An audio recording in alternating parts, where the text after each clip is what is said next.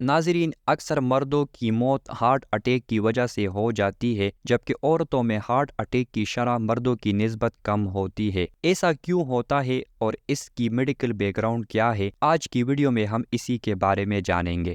معلومات گاہ چینل میں خوش آمدید۔ ناظرین، اس سوال کے جواب کے لیے ہم پہلے یہ دیکھتے ہیں کہ ہارٹ اٹیک کیا ہوتا ہے۔ دراصل ہمارے دل سمیت ہمارے ہر زندہ خلیے کو آکسیجن اور نیوٹرینٹس کی ضرورت ہوتی ہے، اور ان چیزوں کی سپلائی کے لیے جسم کے حصوں کو خون دیا جاتا ہے۔ دل کے ٹشوز اور خلیے کو بھی خون کی سپلائی چاہیے ہوتی ہے، اور دل کو خون سپلائی کرنے کے لیے کورونری آرٹریز موجود ہوتی ہے۔ جب ان کورونری آرٹریز میں کوئی رکاوٹ آ جاتی ہے تو دل کے ٹشوز کو خون کی سپلائی میں کمی آ جاتی ہے، جس سے ان کی آکسیجن اور نیوٹرینٹس کی ضرورت پوری نہیں ہوتی اور دل کے ٹشوز کمزور ہونے لگ جاتے ہیں، جس کے نتیجے میں دل کے کام میں کمی آتی ہے اور ہارٹ اٹیک یعنی مایوکارڈیل انفارکشن واقع ہوتا ہے۔ سوال یہ ہے کہ کورونری آرٹریز میں رکاوٹ کیوں آتی ہے؟ اس کی مختلف وجوہات ہو سکتی ہے، لیکن بنیادی طور پر دو وجوہات بہت زیادہ کامن ہے۔ ایک یہ وجہ ہو سکتی ہے کہ کورونری آرٹریز میں کوئی چیز پنس جائے یا اکٹھی ہو جائے، جیسا کہ کولیسٹرول وغیرہ۔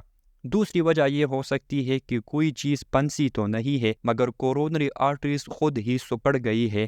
ہماری خون کی رگیں وقتاً فوقتاً ضرورت کے مطابق سکڑتی اور پھیلتی رہتی ہے، جس کو ویزو کنسٹرکشن اور ویزو ڈائلیشن کہا جاتا ہے۔ مگر کسی باہر سے آئے کیمیکل کی وجہ سے غیر ضروری طور پر ویزو کنسٹرکشن ہوتی ہے، یعنی رگیں سکڑ جاتی ہے۔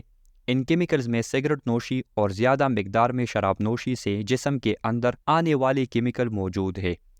اب تک ہم نے دیکھا کہ ہارٹ اٹیک ہوتا کیوں ہے۔ اب ہم بات کرتے ہیں کہ خواتین میں ہارٹ اٹیک کے چانس کم کیوں ہوتے ہیں۔ دراصل اس بات میں خواتین کے جنسی ہارمون ایسٹروجن کا کردار بہت اہم ہوتا ہے۔ ایسٹروجن خواتین کی اوریز میں بنتا ہے جب ایک خاتون میں خیز آنے کا عمل شروع ہوتا ہے، جسے مینارکی کہتے ہیں، جو 12 سے 15 سال کی عمر میں شروع ہوتا ہے۔ تب ایسٹروجن بننا شروع ہو جاتا ہے۔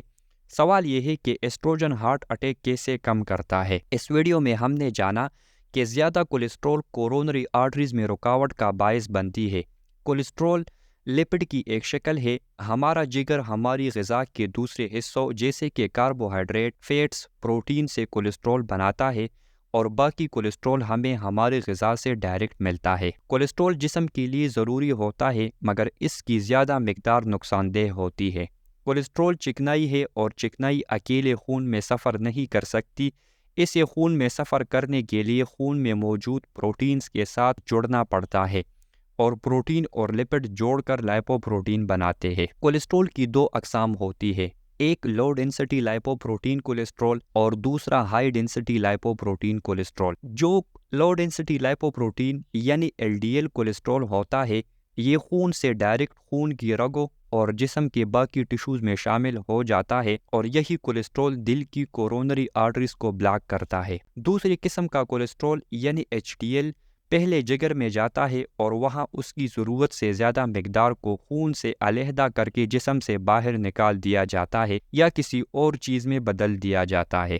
ہم HDL کو گڈ کولیسٹرول کہہ سکتے ہیں کیونکہ اس کی مقدار قابو میں رہتی ہے، جبکہ LDL کو بیڈ کولیسٹرول کہا جاتا ہے کیونکہ اس کی مقدار قابو میں نہیں رہتی اور رگوں کو بلاک کرنے کا باعث بنتی ہے۔ خواتین میں بننے والا ایسٹروجن ہارمون گڈ کولیسٹرول کو زیادہ کرنے اور بیڈ کولیسٹرول کو کم کرنے میں کردار ادا کرتا ہے۔